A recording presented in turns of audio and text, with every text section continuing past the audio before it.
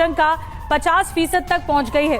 ये कहना है अंतर्राष्ट्रीय निवेश गुरु का कि जो विश्व युद्ध की आशंका है, यानी बाकी मुल्कों के साथ जो युद्ध लड़ा जाएगा, यानी पूरी दुनिया के मुल्क इस युद्ध में कूद जाएंगे, इसकी आशंका 50% है। और आपको ये भी बता दें कि उनकी तरफ से कहा गया है तीसरे विश्व युद्ध का खतरा बढ़ गया है। आइए विस्तार से आपको बताते हैं कि क्या उन्होंने कहा है। विश्व युद्ध होने वाला है। 2 साल पहले ये खतरा 35% था 2 साल पहले, लेकिन इस वक्त जो खतरा है वो 50% है। और इसके मुताबिक इन्होंने जो एक रिसर्च की है उसके मुताबिक इजराइल हमास की जंग से नए खतरे बढ़ गए हैं। ये विवाद इजराइल गाजा से आगे बढ़ेगा। इजराइल हमास या रूस यूक्रेन सिर्फ 2 पक्षों की जंग नहीं है, ये युद्ध महाशक्तियों की लड़ाई का हिस्सा होगा। ये नई वैश्विक व्यवस्था की जंग है। अमेरिका समेत ज्यादातर पश्चिमी ताकतें वेस्ट कंट्रीज इजराइल के साथ नजर आ रही हैं। अब ईरान, सीरिया, यमन, लेबनान, फिलिस्तीन के साथ नजर आ रहा है, यानी 2 धड़े बढ़ चुके हैं। चीन और रूस फिलिस्तीन की बात कर रहे हैं। संभव है कि महाशक्तियों के छोटे सहयोगी आपस में ही लड़ भिड़े। इन विवादों से महाविनाशकारी तीसरा विश्व युद्ध छिड़ सकता है। अंतर्राष्ट्रीय निवेश गुरु रे डेलियो का ये महत्वपूर्ण बयान जो कि सामने आया है। हमारे साथ डॉक्टर सिकंदर रिजवी साहब मौजूद हैं, वो हमें और ज्यादा तफसील से बताएंगे कि आखिर ये जो आशंका इन्होंने कही कि 50% है, वर्ल्ड वॉर 3 होने वाला है, ये 50% तक आ गया है सामने। जी सर, आप क्या कहेंगे? देखिए, बहुत तेजी से वर्ल्ड ऑर्डर चेंज हो रहा है।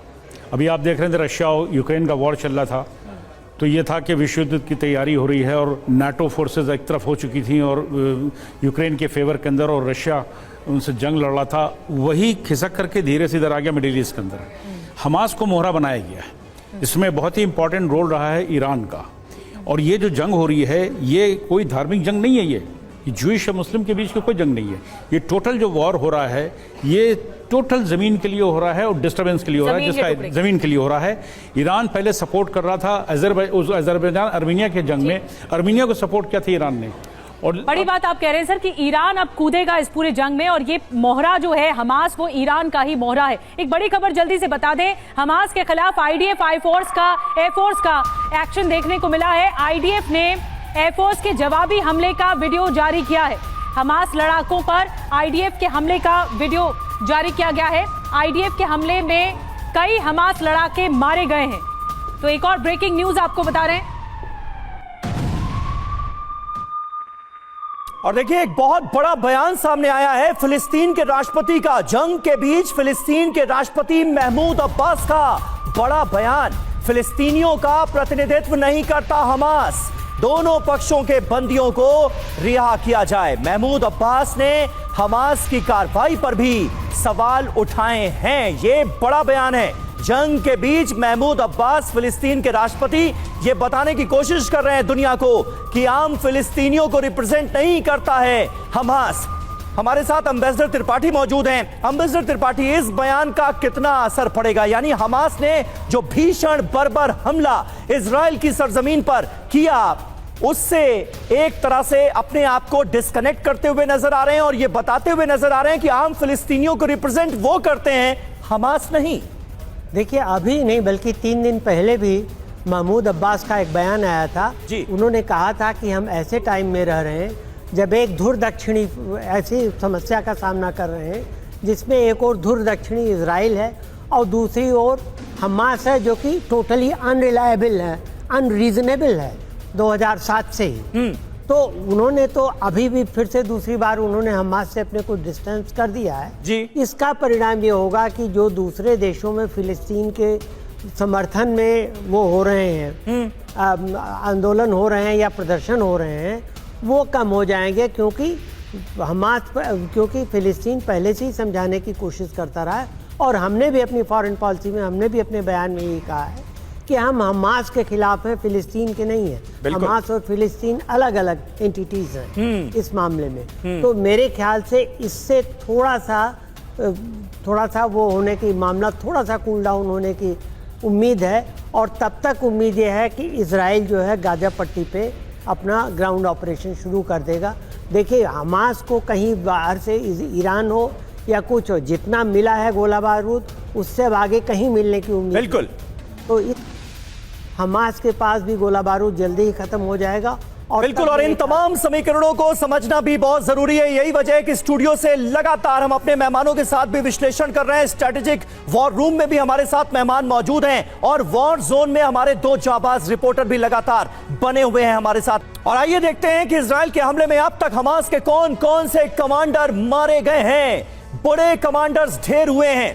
पहला कमांडर ये देखिए, अली कादी, ये मारा गया है। अली कादी कमांडर है नुकबा फोर्स हमास का। 7 अक्टूबर को हमले का, जो इजराइल की सरजमीन पर हमले हुए, उसका इसने नेतृत्व किया था। दूसरा देखिए, दूसरा ये चेहरा है हमास का, इसका नाम है Zakaria Abu Muammar, political bureau chief है ये हमास का। इजराइल पर हमले की पूरी रणनीति कहा जाता है कि इसी शख्स ने बनाई थी।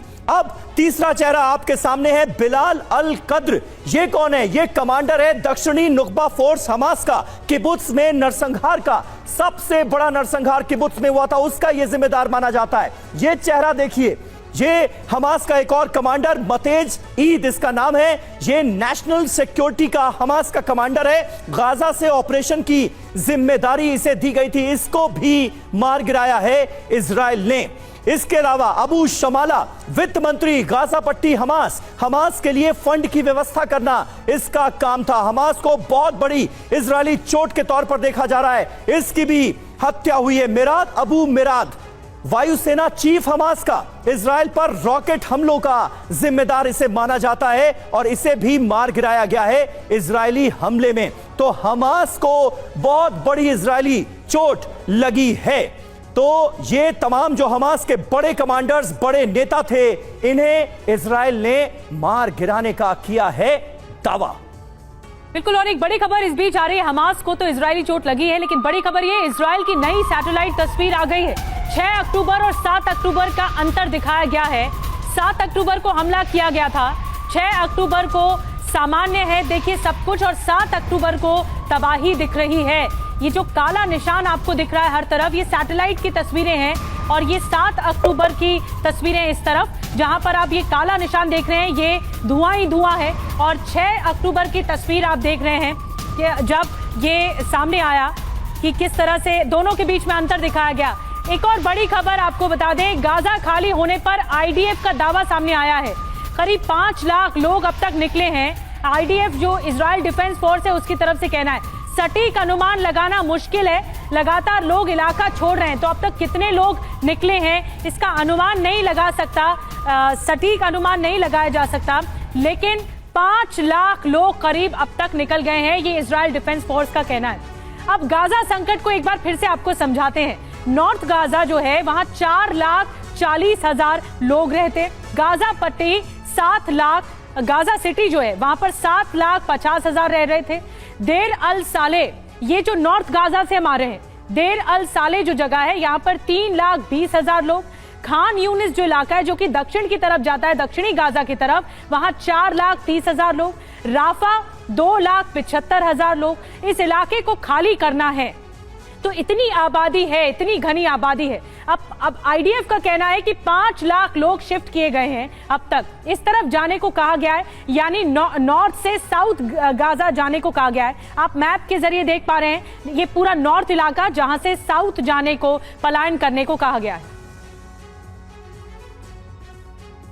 तो देखिए, निधि ने आपको मैप के जरिए, नक्शे के जरिए बताया कि किस तरह से नॉर्थ गाजा से साउथ गाजा जाने के लिए फिलिस्तीनियों को कहा गया है। तमाम ऐसे लोग हैं जो जा रहे हैं और उनका यह कहना है कि हमास उन्हें बीच में रोक रहा है। आईडीएफ ने भी यह दावा किया है, और कई ऐसे लोग हैं जो जाना ही नहीं चाहते अपना घर बार छोड़कर। वो कहते हैं कि इजराइल कब्जा कर लेगा हमारी जमीन पर अगर हम गए तो। इस बीच इजरायली सेना के साथ TV9 की जाबाज रिपोर्टिंग का सिलसिला जारी है। इजरायली स्पेशल फोर्स गाजा में घुसी, पूरे इलाके में स्पेशल फोर्स की गश्त हो रही है, एक एक घर में जाकर ली जा रही है तलाशी।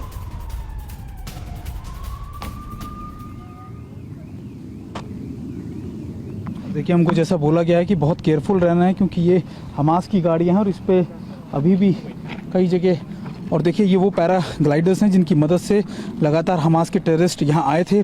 आप देखिए ये छोटे छोटे बैकअप्स के साथ वो यहाँ मौजूद थे, और अभी इन जगहों से हम रिपोर्ट करके आपको दिखा रहे हैं कि इस समय क्या मौजूद है। देखिए आपको नजर आएगा कि इसके साथ गाड़ियां खड़ी थी, जिन गाड़ियों का इस्तेमाल उन्होंने किया और फिर इन्हीं से घर में घुस गए। और एक बड़ी खबर हमारे साथ मौजूद है, फिर डॉक्टर सिकंदर के पास एक बार फिर से विस्तार से सवाल पूछेंगे। अभी अभी इजराइल पर बड़ा हमला हुआ है, ये जानकारी मिल रही है इस वक्त की बड़ी खबर। गश डैन इलाके पर रॉकेट की बारिश हुई है। हमास के हमले से दहली है इजरायली धरती। एक बार फिर हमले का वीडियो भी सामने आ चुका है। ये देखिए वीडियो हम आपको दिखा रहे हैं। गश डैन इलाका ये है, हमास के हमले से ये एक बार फिर से इजरायली धरती दहली है।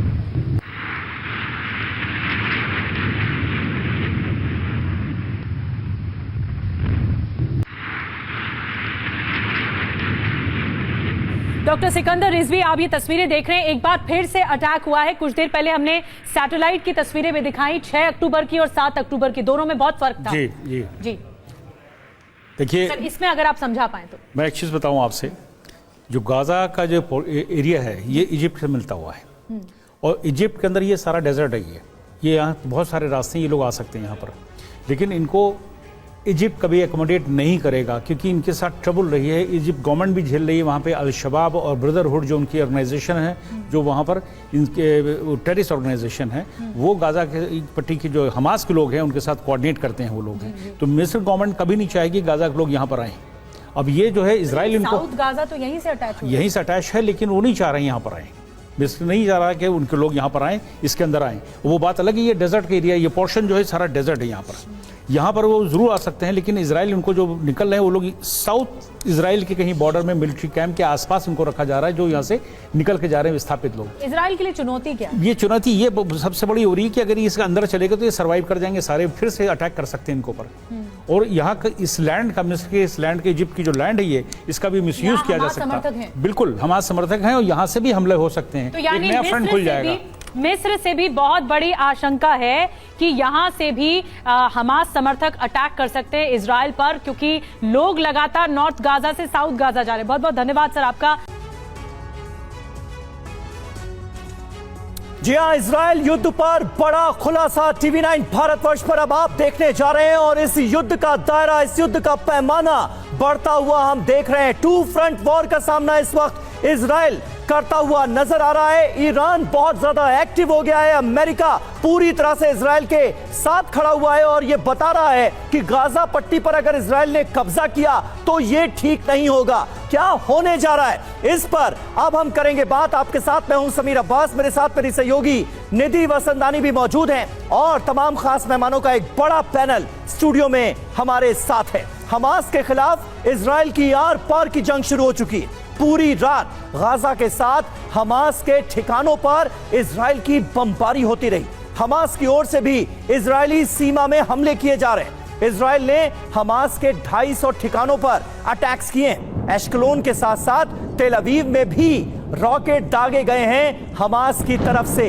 लेकिन सबसे बड़ा खतरा लेबनान की ओर से है। इजराइल लेबनान की ओर से हिजबुल्लाह इजरायली सीमा और सैनिकों पर हमले कर रहा है।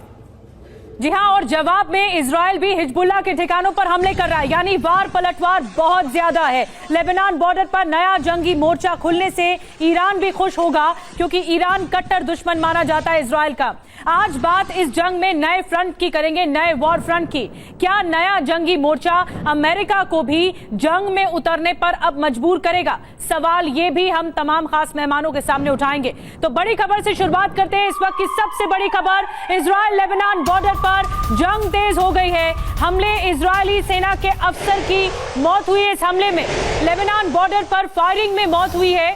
लेबनान बॉर्डर पर हिजबुल्लाह के साथ जंग चल रही है इजरायली सेना की। तो लेबनान की एंट्री हो चुकी है और यहाँ जो हिजबुल्लाह है उसके ठिकानों पर लगातार